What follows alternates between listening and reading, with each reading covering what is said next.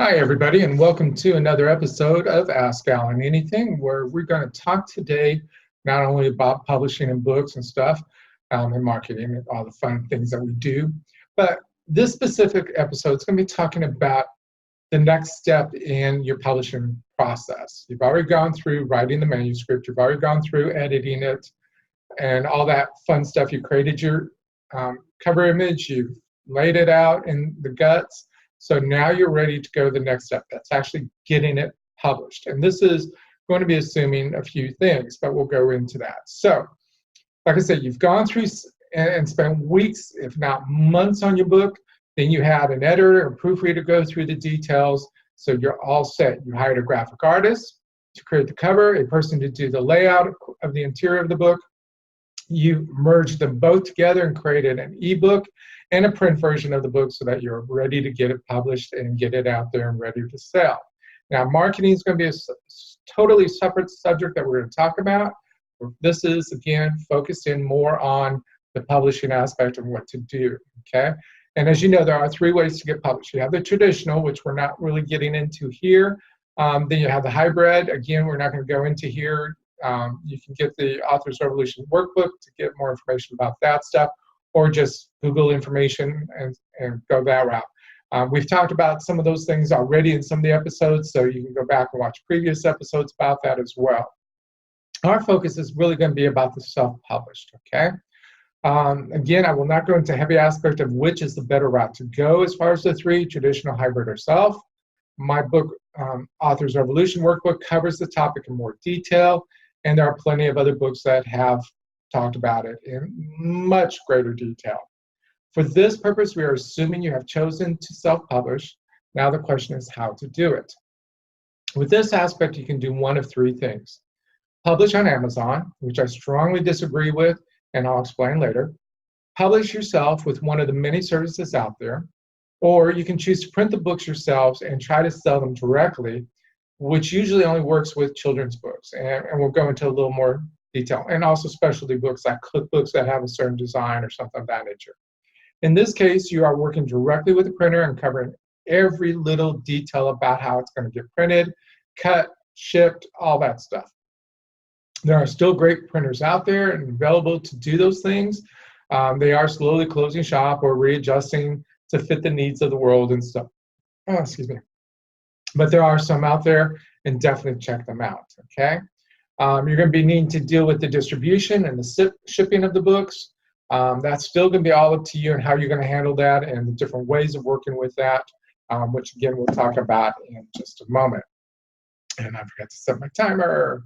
So let's talk about Amazon. While Amazon is the biggest book seller in the world right now, they are not the best for publishing, and for one main reason. Their publishing arm is really meant to only sell their books through their system. Okay? They are not set up as a distributor, even though they are working towards that in a different way. Most bookstores will not sell Amazon published books only. The only way that they'll do it is through consignment. They usually do not carry them on the shelves. Again, this is their competition, bookstore and bookstore. So they really don't want to carry another bookstore's books on their shelves and not make money off of it. So if you do get into a bookstore, whether it be Barnes & Noble or indie bookstore, it's usually on consignment. Only if somebody has really terrific sales will they then seek to try to do it on a more regular basis on the shelf, but that's extremely rare to see. And I do mean extremely rare. And again, while there is talk about Amazon creating a distribution system, it is way down the road and meant mostly for the books that are purchased in the traditional publishing way, such as they've done recently with some big names. It's not designed for the self-published books that you do yourself on their system. So having potential sales around the world via Amazon is great.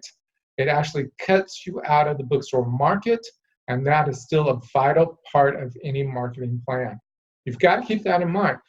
Amazon does take care of the majority of the bookstore market, but there's also other markets that are out there and other systems out there that will carry and sell the books if they're good, and you don't want to be cutting yourself off from that. I know too many people are really complacent about, doing the publishing through Amazon and only selling through Amazon. They feel that getting their little checks is really great, but that's it. They're little checks. They're not bigger checks because they're not reaching out to a larger audience. And they also are limiting themselves only to the Amazon mess that it is, okay? When you've got over 1 million books on Amazon, it's hard to be discovered unless you're willing to pay the money to market and promote yourself on their system. Again, if you're going to promote yourself, you need to promote yourself to a larger market that has the ability to buy your books anywhere, not just on Amazon, okay? So keep that in mind. So that leaves you with Ingram Spark or the companies that want to charge you an arm and a leg to publish your books, similar to those that are Vanity Press, and that name still is around, and they rip you off by setting a price way too high on the retail end that people won't want to buy it. They set that price way up there so that they're still making big bucks off of you when you actually buy the books from them at a discount, even if it's 50% off. On a $30 book that you're spending $15 when that book really should only be selling in retail at $15.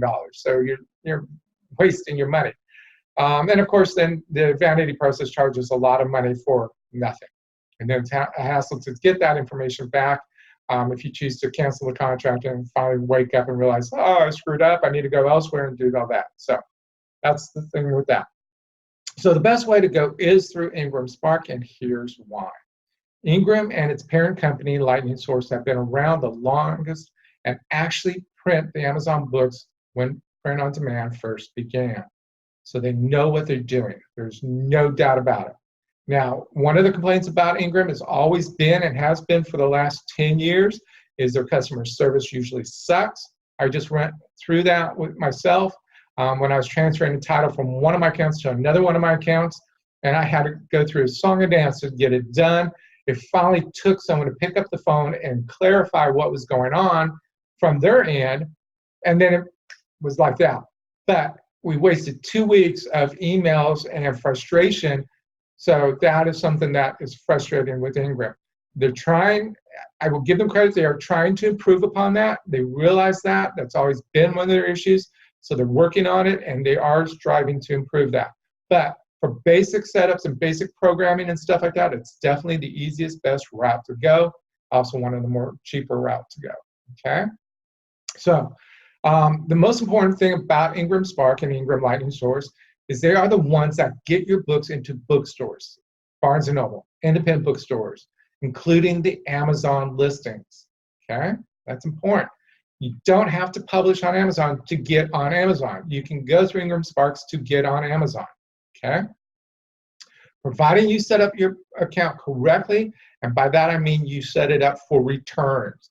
Bookstores need to know the books are returnable. If they are not returnable, chances are, again, that they're not going to respond. They're not going to want to carry your books because they're not going to involve a lot of money into the books if they don't have that guarantee of being able to return them to either get the credit to apply towards another order, et cetera, et cetera, et cetera. So make sure you mark it as returnable. You can set it up however you want to return. Most people, including myself, will do it as a returnable in the USA shipped. That means I have them shipped back to me. I do pay for the shipping costs. I do pay for the print of the book. And that's okay because most of the time it's not a huge order. And by huge order, I mean more than 24, more than a dozen. So the cost is not going to be huge when I get that bill. And it gives me then a supply of books that I need for the future and stuff. So keep that in mind. You can also set it up for return destroy, which means that all they do is rip off the cover of the book and throw it away, recycle the paper, or whatever. They send that cover back to verify that it's been destroyed, and then they get a credit. You still pay for the shipping or the printing cost, so you do have to be aware of that. So in that respect, having it destroyed for Canada, Australia, anywhere outside of the United States, that's good, that's okay, because it would cost you way too much to have them shipped back to you. So it's better to just pay for the printing costs and chalk it up for a loss. But for the US, make sure you get your books back. Don't waste your money by not having it shipped back to you. Okay, again, it builds up your reserve, which you never know when you'll need it, especially if you're out there working it hard and marketing and promoting. It's always good to have those extra books on hand if that should happen. So, sadly, Ingram Spark is the main whale in the ocean of publishing for indie authors. And this means that you get to charge any price they want, and no one can really go anywhere else. And that's frustrating. It is very disappointing because when there's competition in a marketplace, you get better service, you get better pricing, and it works better for the indie authors. Unfortunately, Ingram is the only one currently that is so well set up that it's like Amazon. It's hard to compete against them, okay? There's lots of companies that even I would love to create to do that, especially for the indie authors, to give them more chances of earning their money and stuff. But unfortunately, it's just too cost prohibitive for other companies to get into that. So other companies, including mine, are looking at other ways of book distribution, book printing, book sales that are outside the box that help indie authors succeed more, okay? So we've gone through that. Understand you've got to play by their rules. It's still over as the best route to go, especially if you're an entrepreneur or indie author. You really want to go this route. If you're a self-published author, and remember those three categories, you have self-published, which is really cookbooks, personal memoirs, family tree type stuff, okay? Those are fine for Amazon. If you want to go that route, that's fine. But if you're really an independent author who wants to build a business, or you're an entrepreneur who's really pushing it harder than an indie is, then Ingram is your better bet to go. So keep that in mind, okay? So let's focus in on what you need as a self-published author to get set up with Ingram. And this does apply to Amazon as well, as far as setting yourself up, making sure you have everything in line before you actually start creating the accounts, okay? An author should have set up a business of some sort to represent themselves. Now, this means that it can be a simple DBA, which is doing business as. You can get the certificates usually at a county registrar's office. They range anywhere from like $5 up to $30, depending on the city you live in. It may be higher for the larger cities, but it's usually good from anywhere from 7 years to 10 years, and it's a very simple aspect of doing business as, okay? You can go, of course, more elaborate and do a corporation, LLC, any one of those type of programs. If you're thinking of that route and because you really want to grow and become a big success, my apologies, then you really want to get an attorney and an accountant involved and determine the best route to go. Consult with them, find out the best route to go, and then follow that route, okay? Keep in mind that setting up an LLC or a corporation can run you from a couple $100s to a few thousand, again, depending on the route you go, which type you choose, and how much you're paying for that attorney and or your accountant to set everything up and stuff. Again, talk to a lawyer, okay? No matter what you do need to do something. That's just a given. Don't just print your books and run a business under your name. When you have on the back cover the publishing company and it's just your name, that looks bad. It looks like you're just a self-published author, and people are not going to really look at you seriously simply because of that, okay? You don't want that negative aspect automatically applied to you, okay?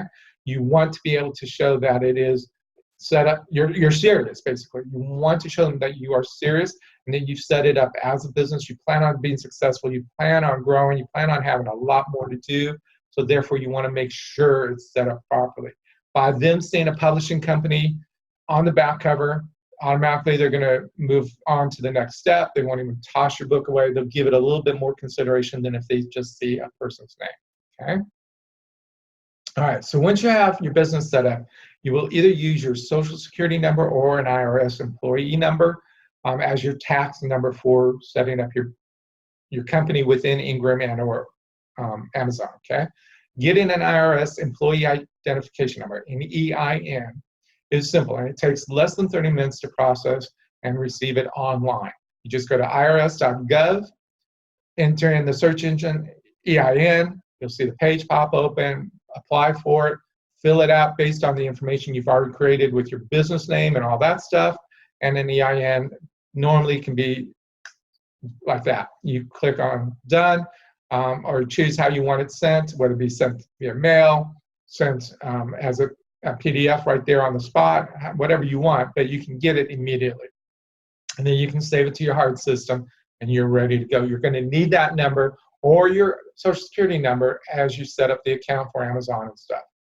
You need a bank account. Again, depending on how you set up your business name determines if you will use a personal checking account or a business checking account.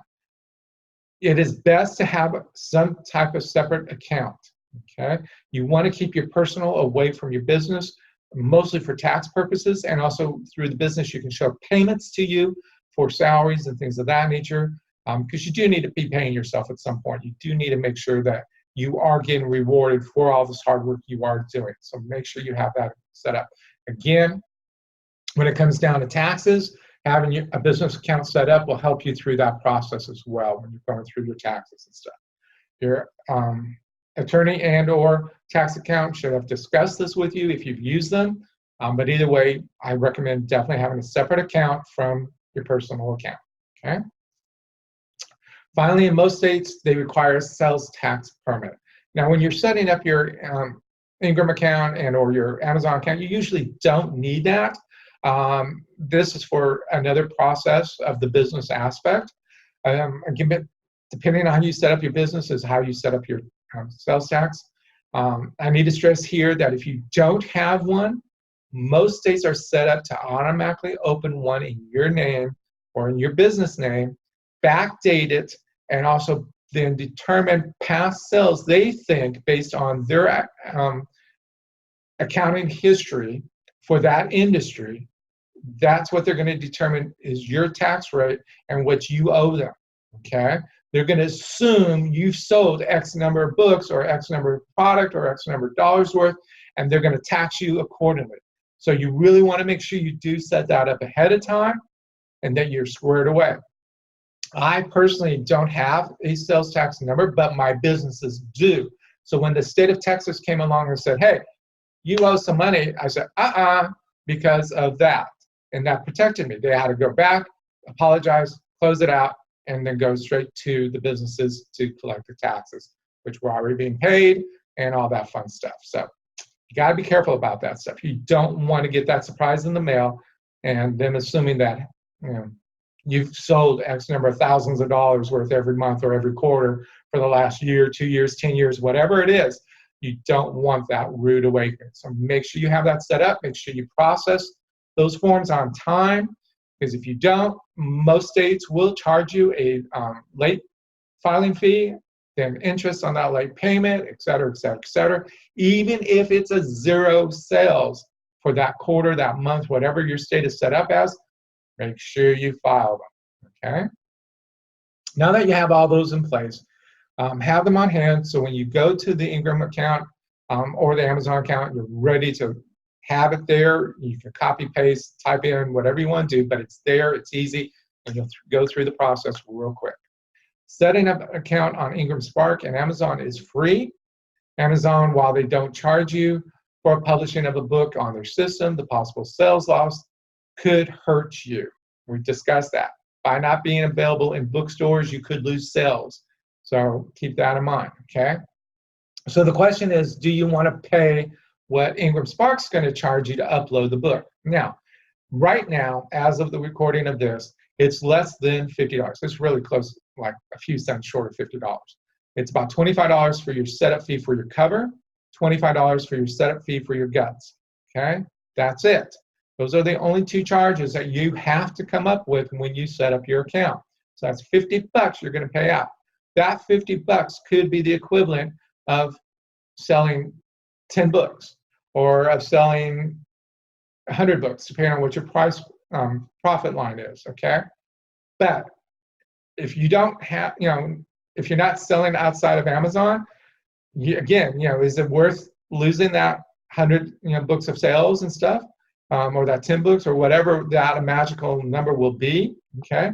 Keep that in mind, weigh it out. I personally discourage people from not paying the $50. It's well worth it in the long run, okay? It helps the libraries, it helps the bookstores, it helps everybody find your book easier and order your book easier, okay? Now, a thing about the setup charges, okay? When you do your initial setup, unfortunately, Amazon or Ingram Spark has gotten really smart about the fact that they want you to approve based on a PDF before you can make any changes and stuff, which really sucks because before, and we're talking about 3 to 4 years ago, it was really easy to set it up, order a hard copy for like $30, have it shipped overnight, so that you could verify in physical that it's exactly the way it should be. A PDF is great. It allows you to see the pages, but it really doesn't give you that proper feel of how the book should be looking. PDF is great for an ebook, but not for a physical book. So if you are comfortable with how the PDF is looking and you think that the print copy is going to look pretty close to the same, go ahead and approve, but not approve for distribution, just approve for your personal ordering. Okay, now if you set up your sales date for months down the road, which you should have, then again, we'll talk about that marketing aspect. But if you have done that, then you should be able to order personal books for yourself, and do order one right off the bat. Make sure when you get it, it's physically exactly the way you want it. Okay, it is so, it's so critical. Again, you cannot always tell with PDF if it's exactly the way it's printed, okay? Either way, once it's uploaded and you've ordered yourself a hard copy, don't release it for sale, like I said. Hold on to it until you've verified everything's correct. If it is not correct, okay, then you will have to pay that $25 for the correction of either the cover or the guts, or if it's both, the $50 again.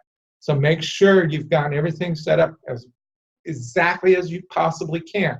Like I said, it's a world of difference from a PDF versus a physical copy. And you should always have that first physical copy in hand to verify it looks right, it feels right, it's flowing right, it's done the way you want it. You never know. A slight mistake can throw it all off, but you won't know until you see the physical copy. And it's better to have that one copy in hand before you order 100 copies and realize, oh my God, it's a mistake. I have lots of problems. I need to fix them and all that fun stuff. So get that one copy. It's well worth it. In another video, we'll be talking about the pre-order promotion, which means why you're setting up the sales date months in advance, that you should be already working on and have it all squared away. And another item I've always taught my authors, and this is really good. Once you've approved the book and you're satisfied everything's perfect, okay, order yourself the first 100 copies of the book, okay? And here's why. Once you've ordered that copy, spend the $25 to go in and change the guts. It can be as simple as adding a line in the legal page saying second printing and showing the year, okay? The reason for that is your first 100 now becomes a collector's edition. It's the first print, limited because it's that first one, okay? It's only 100 copies look like that book. Everything after that, 101 through 5 million, can look different. But that first 100 is that critical. It becomes more valuable to a book collector. It becomes more valuable when you're autographing it and selling it for your pre-orders and things of that nature. It's more valuable if you want to use it for gifts, for fundraisers and things of that nature, because it's a limited edition. When you get those 100 books, spend that time and put 1 of 100, 2 of 200, 3 of 100, et cetera, et cetera, et cetera. Go through and do them all so that people know the value of that book. Okay, it makes a world of difference. So definitely do that. Again, we discussed in another video more marketing tools. Hopefully everything has gone smooth for your publishing with Ingram Spark or Amazon if you must. Now it's all about selling the world, telling the world that you have a book and it's ready to purchase. And that's where the pre-order, that's where the sales pitching, all the marketing that you now really should be focused in on is working. And it's building up the hype, it's building up the excitement. The better the hype, the better the excitement, the greater chances of initial sales when you do your pre-orders, which if you do that right, and again, we've talked about that in other videos, if you've done that right and you have a large number, whether it's through a private bookseller or a private bookstore or an online bookstore other than Amazon, that can make a difference on future sales. Because if you have, let's say, 1,000 sold in pre-orders, that goes into that count for that 1 week. And if no one else happens to have 1,000 sales in 1 week, or maybe you're the 5th or 10th person that does, and it's reported to the ABA appropriately, you could get on their top 10 list. That means bookstores automatically learn about you. That means other people learn about you, and that's so critical. You want to use that marketing. You want to build as much sales as you possibly can in that pre-order aspect so that you can get greater success. Okay?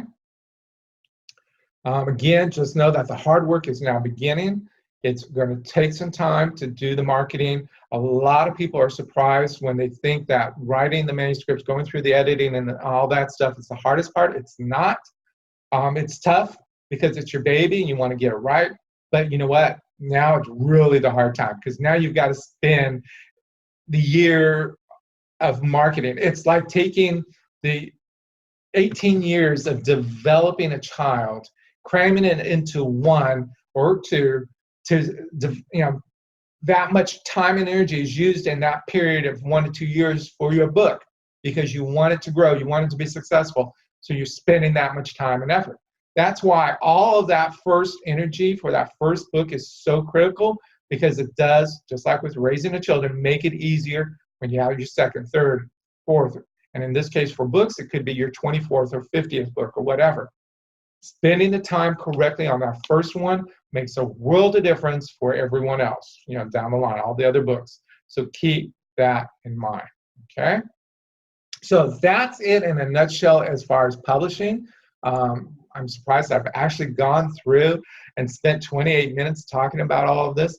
There's a lot more that could be talked about, but for this show, I think you pretty much understand everything. As always, please feel free to email me at bourgeoismedia@outlook.com. Again, it's been on the screen, so you know the address.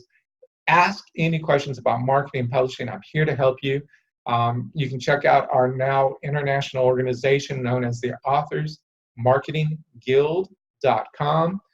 We're open to any author around the world to be a member. Our membership is currently at $50, and this is 2019, and don't plan on it going up anytime soon. So it's very inexpensive. You get tons of valuable information, reminders, discounts, a whole bunch of things. So definitely check it out. It's authorsmarketingguild.com.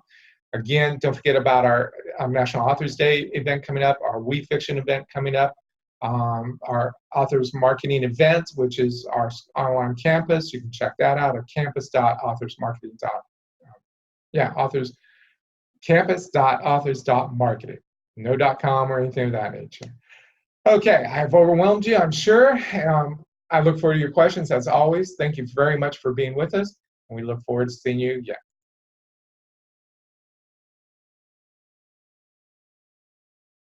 Authors, do you know the true cost of being published?